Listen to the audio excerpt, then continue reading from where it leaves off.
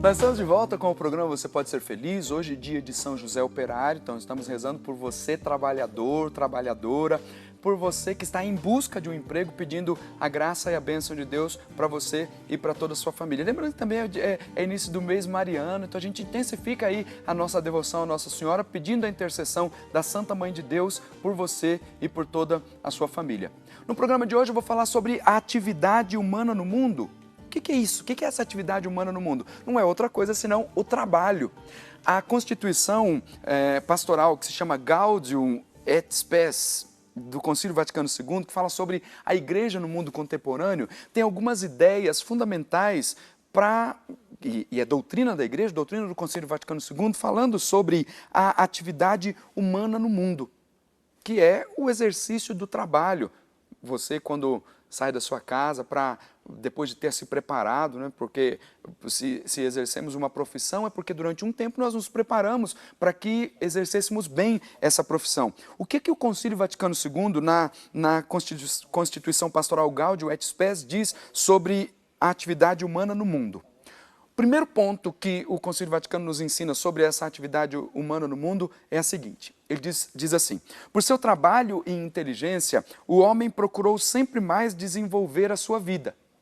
Veja, diante de uma necessidade e com a capacidade que Deus lhe deu, capacidade intelectual, com a sua inteligência, o homem sempre procurou mais desenvolver a sua vida. Ora, você sabe, as invenções todas que existem na história da humanidade, elas apareceram por quê? Porque o homem, com a sua inteligência, portanto, com a força do trabalho, aqui um trabalho intelectual, um trabalho braçal, ele desenvolve coisas para melhorar a sua vida. Mas o Concílio Vaticano II continua dizendo ainda: hoje em dia, porém, ajudado antes de tudo pela ciência e pela técnica, ele entendeu a sua necessidade e estendeu continuamente o seu domínio sobre quase toda a natureza. Veja a capacidade intelectual que Deus deu ao homem, a tal ponto de dizer o seguinte, que essa capacidade ajudada pela ciência e pela técnica se estendeu o domínio do homem sobre quase toda a natureza. E principalmente graças aos meios de intercâmbio de toda a espécie entre as nações, a família humana pouco a pouco se reconhece e se constitui como uma só comunidade no mundo inteiro. Por isso, muitos bens que o homem esperava antigamente obter, sobretudo por forças superiores, hoje os consegue por seus próprios meios. Aqui é o Concílio Vaticano II falando sobre a capacidade intelectual, até da intervenção do homem no meio do mundo, da intervenção do homem na natureza. Isso é capacidade intelectual. Quando Deus dá inteligência ao homem, obviamente que deu, ela precisa ser usada para o bem de todos. Por isso que o texto começa dizendo assim: procurou sempre mais desenvolver a sua vida, por seu trabalho e inteligência. E aqui essas intervenções todas que se estendeu o domínio do homem sobre quase toda a natureza, sabe que é preciso fazer com que isso seja para o bem de todos, o bem de todos. É muito bonito isso. Há pouco eu escutava uma entrevista de um jornalista escrevendo sobre os grandes empreendedores do Brasil e do mundo.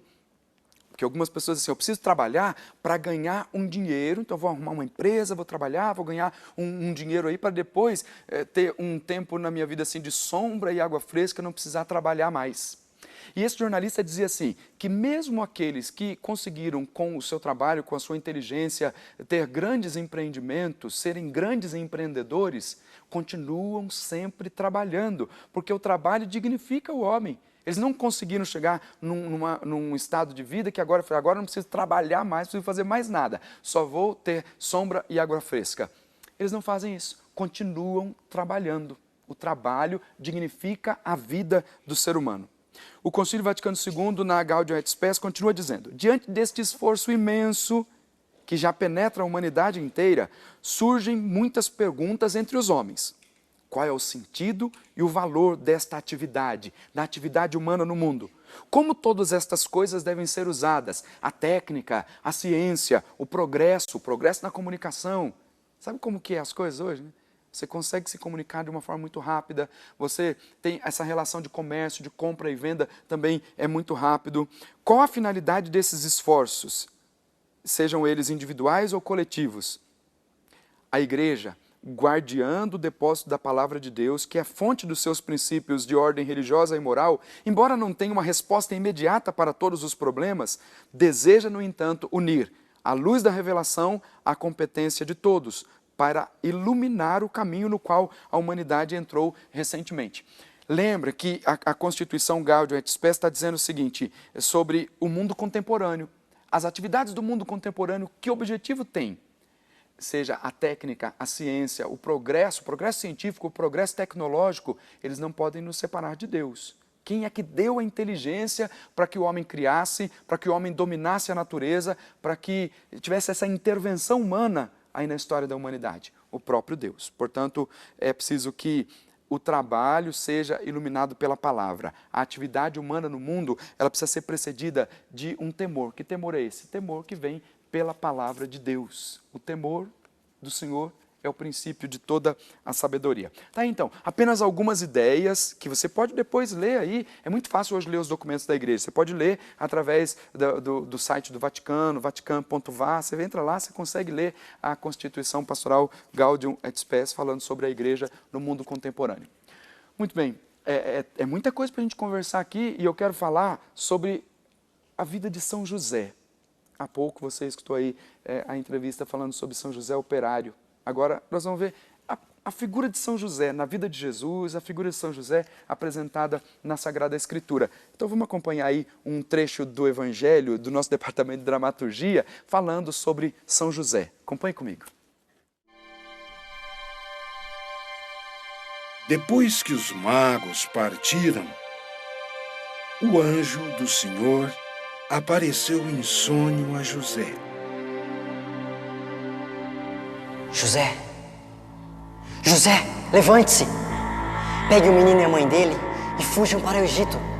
E fique lá até que eu avise, porque Herodes vai procurar o menino para matá-lo. José levantou-se de noite, pegou o menino e a mãe dele e partiu para o Egito. Vai, Maria, levanta. Vamos, pegue o menino. Herodes irá procurar o menino para matá-lo. Vamos, Maria. Pegue tudo que puder, vamos.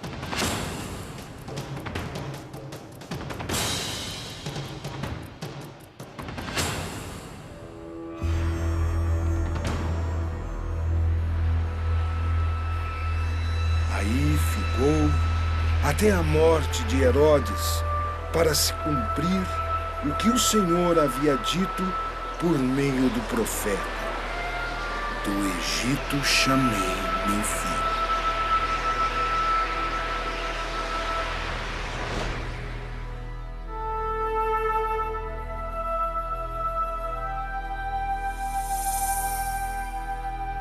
Quando Herodes morreu, o anjo do Senhor apareceu em sonho a José no Egito. José, José, levante-se! Pegue o menino e a mãe dele e volte para as terras de Israel, porque já estão mortos aqueles que queriam matar o menino. José levantou-se, pegou o menino e a mãe dele e voltou para a terra de Israel. Maria, Maria, nós vamos voltar para nossa terra, Maria. Mas quando soube que Arquelau reinava na Judéia como sucessor do seu pai Herodes, teve medo de ir para lá. Por isso, depois de receber aviso em sonho, José partiu para a região da Galileia e foi morar numa cidade chamada Nazaré. Isso aconteceu para se cumprir o que foi dito pelos profetas. Ele será chamado Nazareno.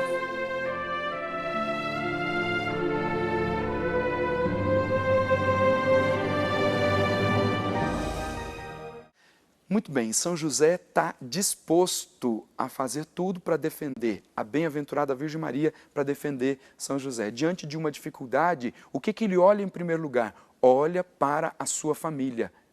Tem que sair da sua terra, ir para o Egito, fugindo, cuidando de todos os detalhes para que não falte nada para a família. Quando a gente olha para essa figura de São José, a gente contempla o quê? A dignidade do pai de família. Que, claro, o mundo mudou, né? A situação do mundo mudou. E daqui a pouquinho você vai até ver isso. Como que mudou a história da humanidade, né? Antes você pensava o seguinte, e é uma história um pouco recente, até recente, que eu lembro disso na minha infância. Muito tempo depois é que minha mãe foi trabalhar.